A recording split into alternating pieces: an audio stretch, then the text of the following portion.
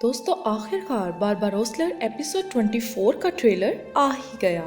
मदाह कब से इसका इंतज़ार कर रहे थे, लेकिन ये इंतज़ार रायगा नहीं गया। ट्रेलर देख के तो मद्दाहों की आंखें खुली की खुली रह गईं। सारे का सारा ट्रेलर जंग से भरपूर था, यानी कि बहुत सी जंगें और धमाके होने वाले हैं आने वाली एपिसोड में।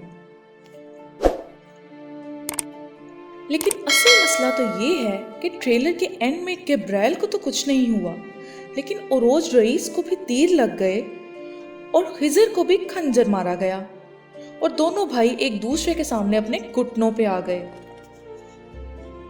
यहाँ सोचने वाली बात यह है कि जीती हुई बाजी पलट कैसे गई, अब किसने की गद्दारी।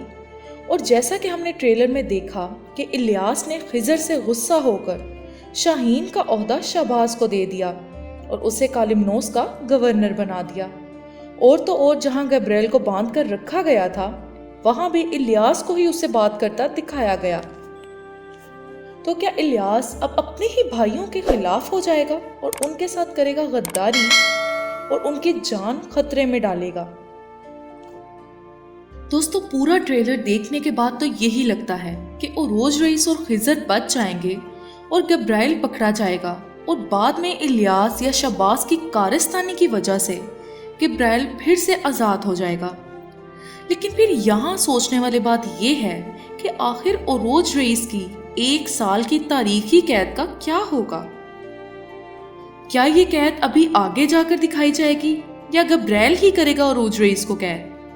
ये सब जानने के लिए तो हमें अगली एपिसोड का इंतजार करना पड़ेगा, और इंतजार करना तो खासा मुश्किल होता है। आज की वीडियो में बस इतना ही। देखते रहिए बारबारोसलर सीरीज और साथ ही साथ हमारे चैनल को भी सब्सक्राइब कर दें और वीडियो को लाइक भी कर दें।